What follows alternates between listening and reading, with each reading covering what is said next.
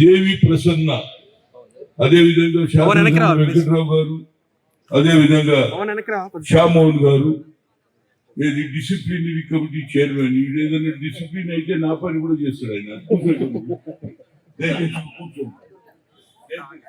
మిత్రులారా, ఇక్కడికి రావడం ఒక ముఖ్య ఉద్దేశం చెప్తున్నా. యావత్ భారతదేశంలో ఎక్కడ ఒక చిన్న ఇష్యూ జరిగితే ఆనాడు బాబు ఈ మస్జిద్ కూలగొడితే పివి నరసింహరావు కూలగొట్టాడని ప్రపగండ చేశారు. బీజేపీ వాళ్ళు చేసిందా లేదా? అదే విధంగా కావాలని పివి నరసింహరావు అవకాశం ఇచ్చిందన్నారు.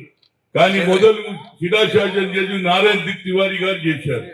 దాన్ని కూడా మొన్న ఏది యూపీలో ఇది పెద్దదిగా గుండం,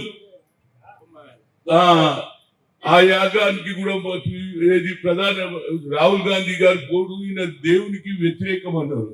మరి మీరేం చేస్తున్నారు? ఈ దోషంలో దోసుకుంటున్నారు కదా.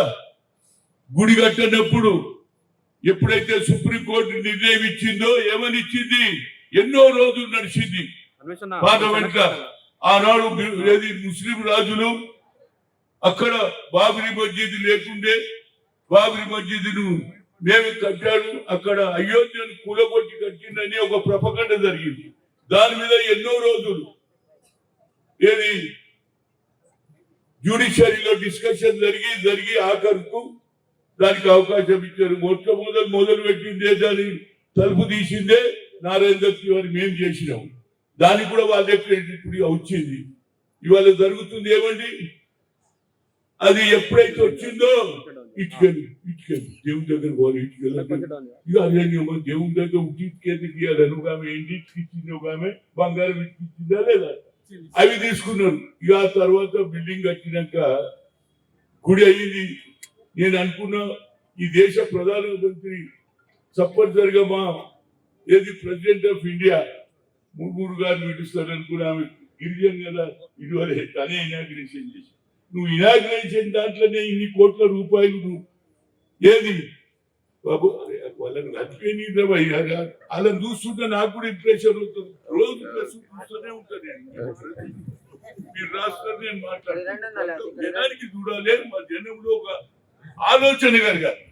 అరే ఇవాళ నేను ఎందుకు పెట్టినా కరీంనగర్ లో సిద్దిపేట దగ్గర కూడా పెట్టిన ఆడవాళ్ళు 2000 మంది వచ్చారు. ఆడవాళ్ళు వచ్చారు, మగవాళ్ళు వచ్చారు. అందరికీ తెలియదు అయోధ్యలో ఏం అవుతుంది. రాముడు అన్నాడు. నేనేమంటున్నా, మన భద్రాచలంలో కూడా రాముడు ఉన్నాడు. దేవుడు ఒక్క దగ్గర ఉంటాడు. అక్కడ నీకు చెప్పే భగవంతుడు ఇందువల్ల అందు లేడు. ఎందెందు వెతికించినా దేవుడు ఉంటే దాన్ని సృష్టించినో అయోధ్యలోనే రాముడు ఉన్నాడు. అరే ఇక లేడా? ఈడ కూడా వచ్చిపోయింది రాముడు. వచ్చినా లేదా? మళ్ళీ నేను అందుగురించి నేను మనం భద్రాచలం పోవాలనుకున్నా వచ్చినా.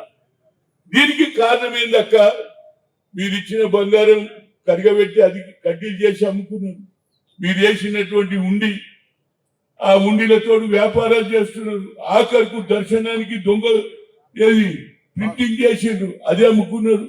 ఆఖరుకు స్టాక్ ఎక్స్చేంజ్ లో కూడా పెట్టుబడి పెట్టిందంటే ఇంత అన్యాయం జరుగుతుంది. కానీ మా దగ్గర తిరుపతి దేవస్థానానికి పోతే ఒక్కొక్కరు ఎన్ని గంటలంటే నేను టీవీలలో చూస్తా 8 గంటల వరకు కూడా ఎవరికి అవకాశం లేదంటే మా అక్కలు కూడా చెల్లెళ్ళు 8 గంటల దానికి ఇట్లా